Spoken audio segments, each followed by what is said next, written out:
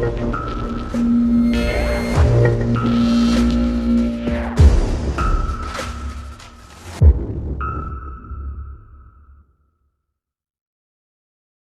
guys, balik lagi dengan gua Lanang di Horror Pod. Malam ini kita kedatangan tamu yang jauh-jauh dari Depok, tempatnya Ayu Ting Ting, yang akan menceritakan kisah tentang adiknya yang pernah dipelet oleh cowok yang baru dikenal. Gimana ceritanya? Langsung kita dengerin dari Bang Putra. Gimana Bang ceritanya? Jadi ceritanya itu pas waktu tahun 2021, Oh, jadi belum lama ya kejadiannya? belum lama. 3 Tahun- tahun lalu. 3 tahun lalu. 3 tahun lalu. Bulannya gue lupa ya. Pokoknya tahunnya tuh tahun 2021. Gimana tuh? Terus adik gue namanya Vira. Oke. Udah gitu, dia kebetulan waktu itu memang lagi jomblo. Udah lulus SMA juga. Oh, jadi itu kejadiannya waktu viral baru lulus SMA. Baru Udah lulus SMA. apa baru lulus? Lulus 2 bulanan. Oke, berarti baru ya, baru lulus Baru. SMA. Oke. Terus. Terus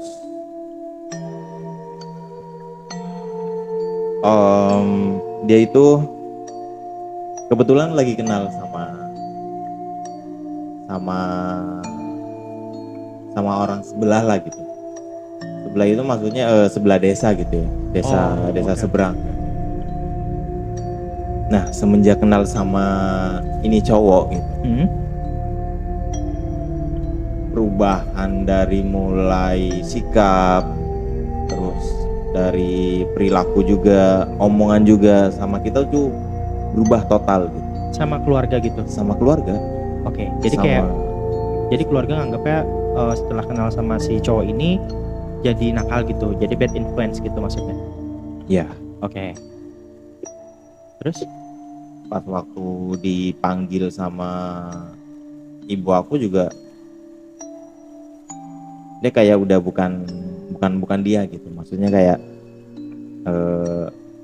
ya kan namanya anak cewek gitu kan, kalau disuruh sama orang tua pasti kayak disuruh ngepel atau nyuci baju gitu. Ogah-ogahan. Oh, Nggak tadinya nggak gitu. Tadinya nggak gitu. Oke. Pokoknya sebelum kenal sama nih cowok gitu. Misal kayak pas waktu ibu aku nyuruh, dia suruh nyuci baju gitu. Fir, nyuci baju gitu. Terus dia jawabannya apa? Kayak jawaban sengak gitu. Iya nanti gitu. Oh, Sengak banget kok. jadi kayak nggak sopan gitu. Kayak berubahnya drastis berarti ya? Berubah drastis banget. Oke. Padahal dalam waktu jangka 1 minggu itu ya, kayak perubahannya tuh udah total banget. Oke. Itu semenjak kenal cowok itu. Semenjak kenal sama cowok. Tapi di situ baru kenal aja atau udah pacaran gitu? Baru kenal aja sih. Baru kenal aja udah kayak gitu. Nah, baru kenal aja. Terus kayak selang beberapa minggu, terus sebulan lagi, itu udah parah sih. Maksudnya kayak dia sering ngomong-ngomong sendiri. Sampai kayak gitu. Sampai kayak gitu. Jadi kayak linglung kayak edan gitu. Mungkin lebih tepatnya kayak gitu ya. Karena ngomong sendiri gitu. Ngomong sendiri di edan. kamar gitu. Kalau sama apa sih mungkin gue masih maklum ya gitu. Apalagi teleponan atau gimana? Gitu kan pasti kedengaran suaranya. Ini beda pas waktu nggak lama kenal 1 bulan, udah lama 1 bulan kan dia dikasih foto nih cowok gitu. Dia taruh di di ruang tamu gitu. Hah? Lumayan gede, pokoknya segede inilah. Dibingkai gitu? Dibingkai sama dia. Dibingkai sama dari sananya gitu ya, udah dibingkai. Oke. Nah, terus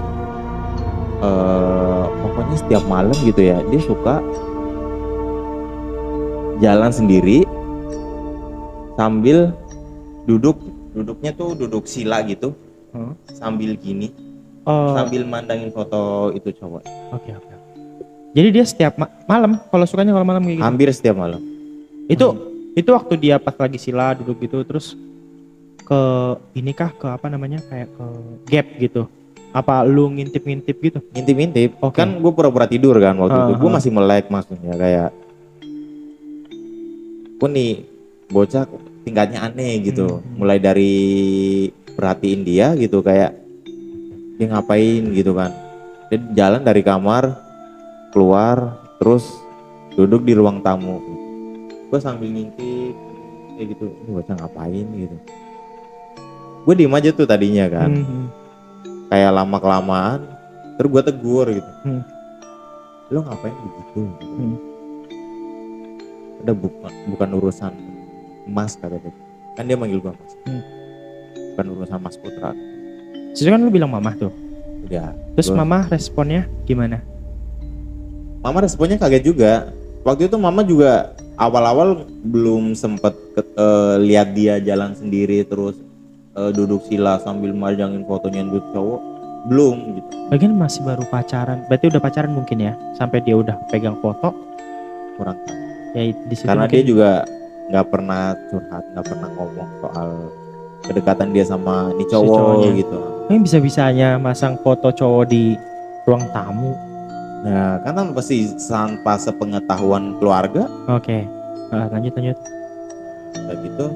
Kayak saudara kita lagi nih yang jauh nyaranin gitu.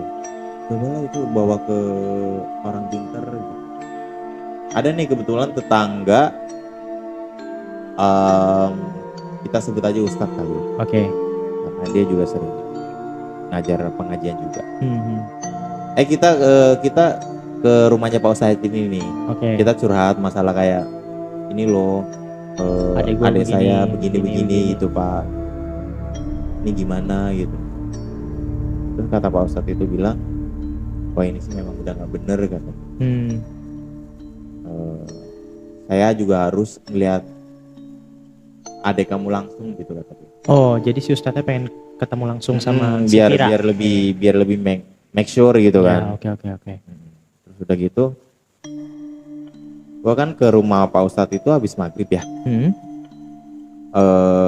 Habis selesai Pak Ustadz itu ngajar anak-anak gitu di pengajian. Habis maghrib, terus Pak Ustadznya nggak lama habis isya lah berarti ya. Habis isya Pak Ustadz datang ke rumah gua. Adik gua posisi masih di kamar.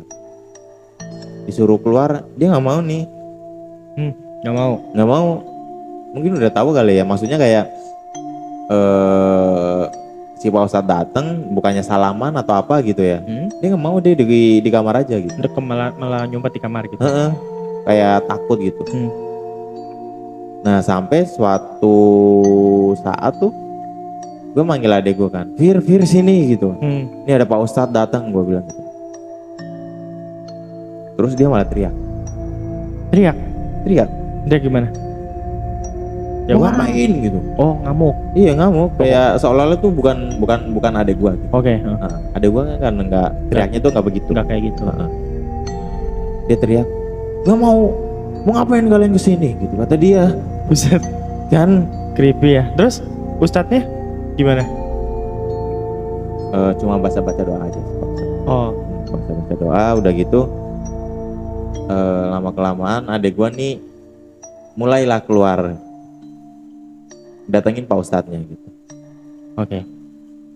Udah gitu duduk di hadapannya Pak Ustadz gitu. Diomongin lah maksudnya, kamu siapa? Kamu langsung mediasi. Ditanyain gitu sama Pak Ustadz. Kamu siapa? Kamu mau ngapain di sini? Tempat kamu tuh bukan di sini. Jadi tuh adik lu secara nggak langsung sudah kesurupan ya berarti? Mungkin. Secara nggak langsung nggak sih? Iya, soal dia teriak-teriak aja kan udah mulai aneh tuh sikapnya. Terus dianya diem aja gitu ditanyain. Diem aja. Udah lama-kelamaan. Nah Pak Ustadznya nih tahu nih, maksudnya kayak siapa yang nyuruh gitu. Oh udah nemu nih? Udah nemu. Ini dari siapa, kenapa begini gitu udah tahu? Iya udah tahu, cuman Pak Ustadznya tuh belum bilang sama aku. Oke. Udah gitu, udahlah mediasi. Pausatnya nggak lama pulang. Nggak lama pulang. Terus si ade gue nih masuk kamar langsung nutup pintu, dikunciin sana. Pak Ustadznya pulang, terus Pak Ustadznya nyamperin lagi besoknya. Besoknya balik lagi. Besokannya balik lagi ke rumah gua. Terus Pak Ustadznya bilang, ini yang bikin ada kamu seperti ini tuh cowok yang lagi deket sama adek. Maksud Pak Ustadz, ya yang ada di foto ini. Oh, Pak Ustadz langsung tahu itu fotonya. Oke. Dia langsung ngomong begitu. Adek lu lagi di mana waktu Pak Ustadz itu datang? Kan Lagi nih. Pak Ustadz kan ngobrol gitu kan. Adek lu lagi di denger luar. nggak? Lagi di luar itu nggak ada. Posisinya lagi di luar. Mungkin lagi ngapel atau kemana gitu ya. Karena dia keluar pun nggak ngomong, nggak izin juga, pakai motor juga. Gue yang tadinya mau ngomong juga kayak agak takut nih gue gitu kan. Takutnya gue digimana-gimanain gitu kan. Posisi adek gue juga lagi kayak gitu kan. Nah kebetulan pas Pak Ustadz dateng, adek gue lagi nggak ada nih gitu. Sudah gitu Pak Ustadznya ngomong kayak, ya memang ada yang bikin adek kamu gila kata dia. Dibikin gila. Berarti kayak pelet gitu berarti ya? Pelet juga. Terus kalau misalkan dia sambil duduk mandangin itu cowok sama aja kayak pelet juga gak sih? Ya itu ngeri gak sih? Justru nggak tahu apa itu namanya. Kayak lebih nyembah. Serem banget ya. Gila iya kan. Ya, Gue juga bingung. Gue juga baru ngerasain yang kayak gitu. Aduh. Terus. Nah terus. Gitu. Oh, apa itu? Bunyi apa? Denger gak? Terus lanjut. Nah udah gitu. Si Pak Ustadz ini bilang katanya, ini memang yang ngebikin tuh si cowok ini gitu. Terus ya gimana Pak Ustadz caranya biar adik saya balik lagi kayak dulu gitu. Saya bilang, ya memang kamu tuh harus nyari medianya gitu, media yang kayak gimana gitu. Saya bilang kan, ya pokoknya cari sesuatu yang ada di kamar adik kamu gitu.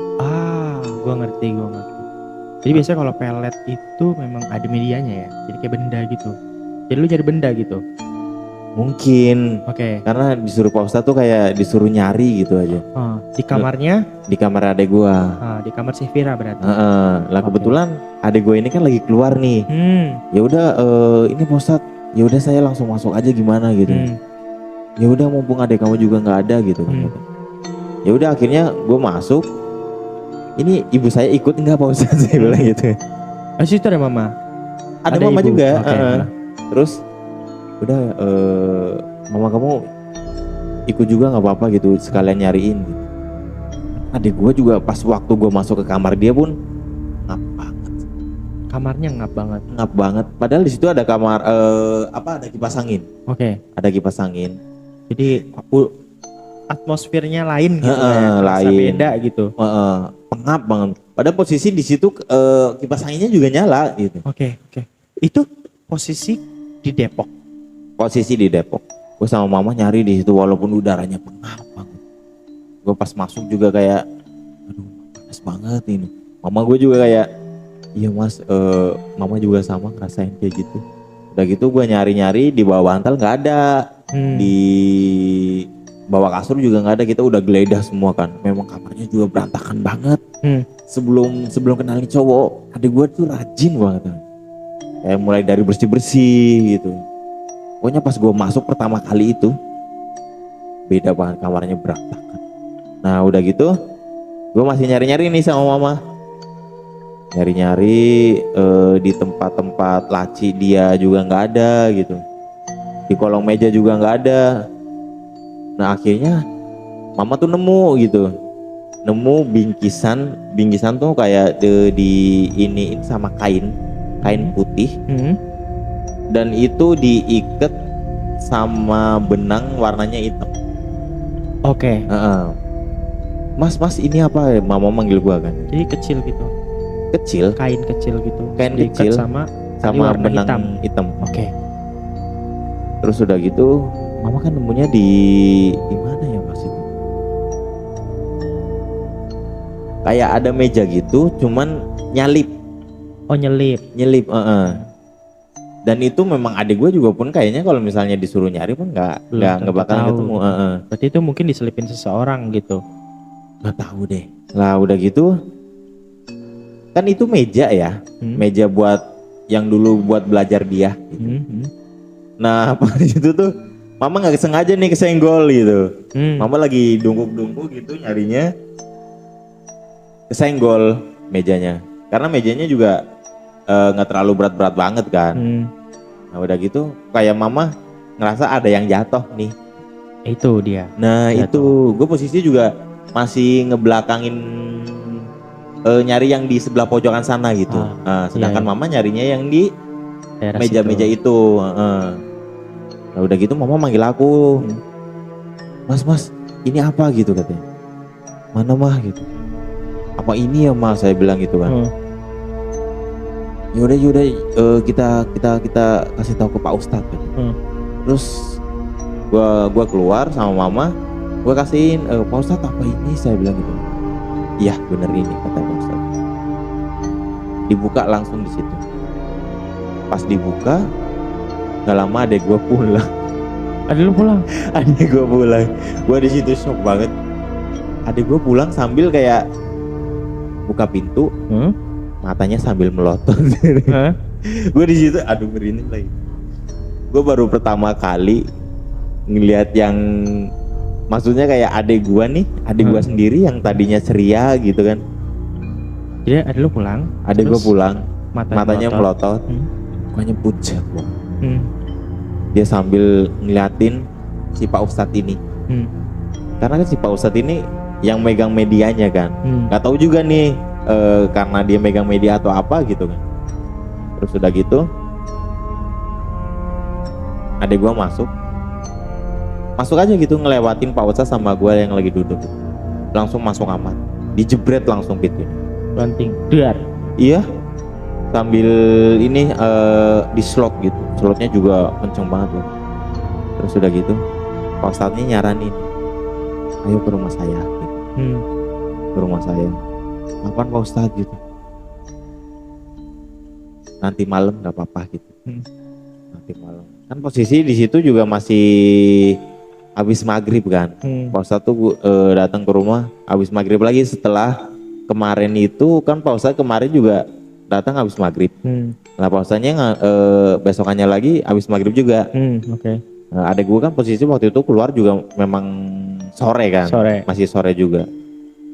Nah udah gitu Pak Ustadz nyaranin, ayo nanti malam sekitar jam 9-an gitu, nanti kamu ke rumah saya ya gitu kan.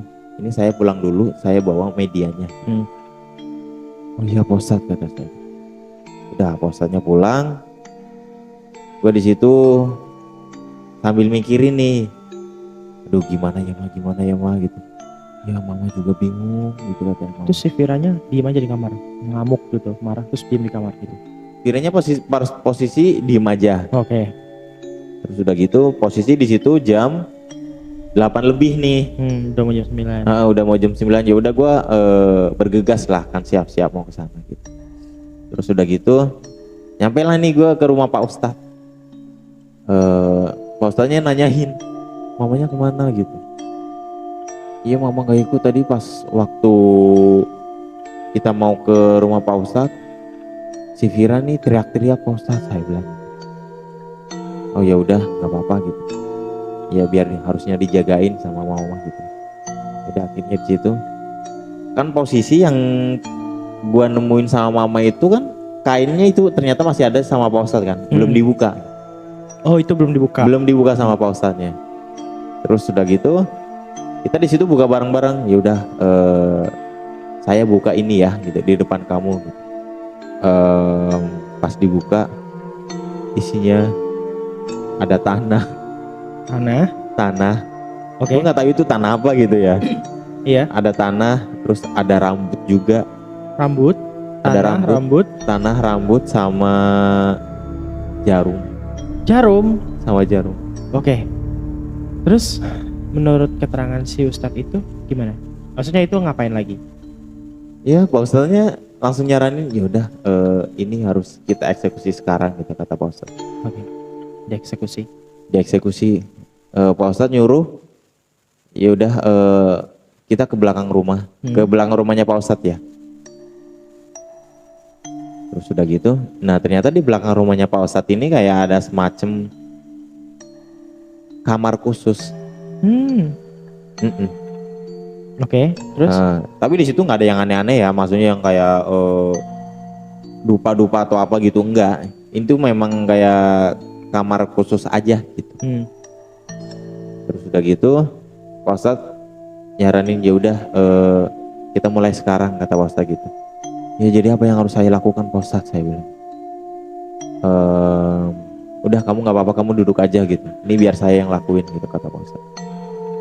Terus gua di situ ngeliatin aja gitu Pak Ustadz di situ sambil baca-baca yang gua nggak ngerti, gua nggak paham. Soalnya Pak Ustadznya juga nggak keras juga gitu doanya gitu. Gua nggak tahu karena posisi gua juga lumayan jauh ya. Gitu. Agak berjarak. Jadi komat kamit gitu. Gue dari kejauhan kan, ya memang posisi di kamar itu kan agak gelap ya. Oke. Jadi lampu ada, cuman nggak terang-terang banget. Oke. Kayak lampu-lampu bohlam zaman dulu gimana sih? Jadi penerangannya minim gitu. Penerangannya minim banget. Nah, gue di situ lihat yang di kain itu keluar api dong. Dari kain tanah tadi itu. Itu tanpa Pak Ustadz nyalain ini ya, apa kayak korek atau apa gitu. Tiba-tiba keluar api gitu. Tiba-tiba keluar api. Apinya biru lagi. Apinya biru. Gue di situ shock banget. Gue di situ juga cuman kayak baca-baca doa aja gitu. Yang gue bisa gitu ya. Gue baru pertama kali nih lihat api biru di kain yang gue temuin di kamar adek gue ini. Oke. Terus udah gitu lama-kelamaan agak lama nih posisinya, kayak beberapa lamanya itu kayak cuman beberapa menit sih. Oh jadi nyala terus berapa menit? Iya, mati. Beberapa menit mati dan berbarengan sama kertas lagi, kain sama itu juga jadi angus. Oh jadi alat itu si tanah jarum rambut itu hangus sama kainnya sekalian. Sama kainnya sekalian. Tapi ya mungkin karena itu jarum ya, terbuat dari stainless atau apa gitu, gua nggak tahu. Itu yang masih ada tuh cuma itu. Cuma jarumnya aja. Jarumnya pas waktu gua lihat sih ada 3. Ada tiga jarumnya. Ada 3. Dan udah gitu kan gue posisi masih jauh nih, lumayan jauh gitu kan. Dari si ustadznya itu ada berjarak gitu. Agak berjarak. Gue dipanggil, Put sini Put, saya. Kata Pak Ustadznya. Kamu lihat kan gitu. Iya lihat Pak Ustadz. Saya baru pertama kali ngeliat kayak beginian Pak Ustadz. Saya ngeri, saya bilang gitu. Ini kenapa Pak Ustadz? Terus kata Pak Ustadznya, udah ini kamu tenang dulu aja. Ini perlahan-perlahan gitu kata Pak Ustadznya bilang. Gak semuanya langsung instan gitu kata Pak Ustadz gitu. Yaudah sekarang kamu lihat sendiri kan, posisi tuh di sini tuh udah hancur, udah kayak jadi areng gitu. Cuman ya sisa jarum itu aja yang 3. Ini yang sisa jarum ini saya nanya kan, diapain? Ini mau diapain Pak Ustadz gitu. Udah ini biar saya aja yang simpan kata Pak Ustadz. Yaudah sekarang kamu pulang, kamu liatin adek kamu gimana keadaannya sekarang gitu. Pas gue mau pulang, di depan rumah gue ada si sosok cewek yang mungkin yang mama lihat itu ya, gue nggak tahu atau apa gitu. Itu posisi di depan pintu. Depan pintu rumah? Di depan pintu rumah. Oke. Gue dari kejauhan kayak putih-putih, gue bingung kan gitu. Apa mama atau siapa gitu. Gue make sure lagi nih, gue agak deket lagi. Kok kayak bukan mama gitu. Terus nggak lama si cewek itu nengok ke gua. Anjir, sambil senyum. Ih, gitu. Aduh, gua di situ langsung lemes banget badan gua. Gua di situ langsung balik lagi ke rumah Pak Ustadz dong gua. Balik lagi. Balik lagi gua takut. Siapa yang nggak takut? Itu dinapak. Gua nggak tahu, gua cuma lihat atasnya doang. Oke. Atasnya doang. Gue curhat kan sama Pak Ustadz. Pak Ustadz, ini di rumah saya ada sosok wanita Pak Ustadz. Dia ngeliatin saya sambil cekikikan gitu. Saya takut banget, saya harus gimana gitu. Terus udah gitu disamperin. Akhirnya Pak Ustadz ini tuh mau bantuin saya gitu. Pas gue udah nyampe situ, ini posisinya si cewek ini tuh udah nggak ada. Si Kuntinya ini udah nggak ada. Si sosok ini udah nggak ada. Akhirnya gue masuk kan. Mama gue di situ nangis. Lagi nangis. Lagi nangis posisinya. Kenapa mah? Gue tanyain. Ya tadi tuh si pas kamu pergi ke rumah Pak Ustadz, si adik kamu ini teriak-teriak gitu, teriak-teriak sambil nangis gitu. Tapi nggak dibukain pintu sama mama, nggak dibukain pintu sama Vira gitu. Jadi selama itu Vira tetap di kamar, mama tetap lu di nggak kamar, dibukain pintu gitu. Nggak dibukain pintu, dan posisi adik gua teriak-teriak sambil nangis gitu. Oke. Nggak tahu mungkin pas gua lagi di rumah Pak Ustadz lagi mediasi lagi ngituin ininya gitu ya, medianya. Nah mungkin di situ adek gua kayak nangis terus sambil teriak-teriak gitu. Terus udah gitu pas gua nyampe ke rumah sama Pak Ustadz nih, mamaku sambil nangis juga terus cerita gitu. Ya tadi si Vira tuh nangis sambil teriak-teriak gitu. Lah terus gimana sekarang keadaannya gitu? Keadaannya sih memang udah mending lah gitu, nggak kayak yang tadi pas kamu keluar gitu. Nggak lama kita manggil Vir gitu, dibukain pintu sama dia, dan posisi adek gue di situ kayak lemes kayak kurang makan atau apa gitu. Kamu kenapa? Gue tanyain kan. Kamu nggak apa-apa gitu. Di situ posisi dia masih diem gitu kan. Ya udah nggak apa-apa, gue ambilin minum. Nah sebelum diambilin minum, gue di situ kan dispenser gue agak ke mendekati dapur ya. Oke. Pas gue mau ke dapur tuh, gue kaget. Kan posisi di belakang itu kan berarti masih kayak ada tanah gitu loh. Belum di keramik atau di tehel atau apa gitu. Posisinya masih keramik. Dan di situ gue lihat ada ular lewat. Ular? Ada ular lewat. Terus gue juga kaget dong di situ. Astagfirullah. Gitu kata saya. Mah, ada ular, saya bilang gitu kan. Terus Pak Ustadznya juga langsung berdiri, langsung nyamperin ke belakang gitu. Udah nggak apa-apa, kata Pak Ustadz. Ya udah kamu ngambil air gitu. Udah gitu Pak Ustadznya balik lagi ke depan, gue ngambil air. Gue kasih ke, yaudah sini, Pak Ustadznya langsung yang minta air itu loh, yang tadinya mau buat adek gue. Dia langsung ambil alih gitu. Iya, ternyata mau dibacain dulu nih sama Pak Ustadznya. Terus udah gitu dibacain sama Pak Ustadznya, adek gue juga posisi di situ lagi duduk sama mama gue. Lagi duduk. Dan posisi Pak Ustadznya juga di ini adek gue nih sebelah situ nih, misal sama mama gue. Pak Ustadznya juga lumayan jauh. Tapi posisi masih di ruang tamu ya. Iya, ruangnya sama. Di ruangan yang sama. Terus saya di situ sama Pak Ustadznya gitu. Dibacain sama Pak Ustadznya. Ya udah nih, kasih ke adek kamu. Udah gitu gua kasihin ke adek gua.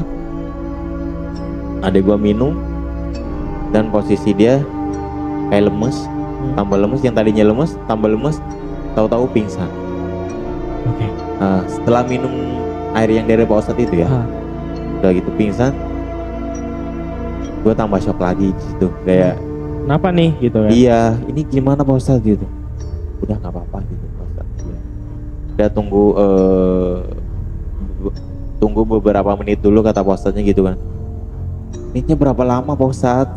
Khawatir namanya keluarga Kan. gitu. Ya udah tunggu aja gitu kan. Udah nggak, ternyata nggak lama si adek gue bangun, adek gue langsung nangis. Langsung nangis terus langsung meluk ibu gue. Langsung peluk dia. Langsung peluk ibu gue sambil nangis. Mama yang memang orangnya cengeng gitu ya, Langsung nangis juga. langsung nangis juga di situ. Kenapa jadi pada nangis semua? Gue juga yang tadinya mau nangis thanksin kan. Iya, malu ya. Malu. Gue sebenarnya dalam hati juga udah nangis. Terus udah gitu adek gue langsung bilang kayak, maafin Vira ya ma gitu. Maaf kenapa gitu. Pokoknya maafin Vira kalau Vira ada salah gitu. Kamu sebenarnya kenal sama siapa gitu. Kamu lagi kenal sama siapa, sama orang mana gitu kan. Terus adek gue, iya Vira lagi kenal sama cowok ini gitu, dari kampung ini gitu kata dia. Gue juga nggak mau nyebutin itu karena lumayan deket juga kan. Maksudnya kampung gue sama kampung dia tuh lumayan deket. Terus udah gitu, iya Vira lagi deket sama si A yang dari sini. Mama gue juga kenal orangnya ternyata. Terus nggak lama si adek gue nunjuk foto itu. Udah itu buang aja, kalau bisa dibakar. Dia bilang gitu. Adek gue bilang begitu.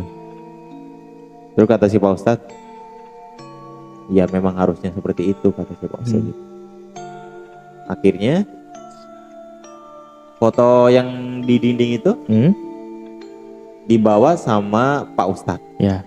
ke halaman yang mau ke dapur itu kan, yang terbuka, Yang halaman tadi terbuka yang lihat kuntilanak itu. di situ kita buka bingkainya, dibakar sama Pak Ustadz.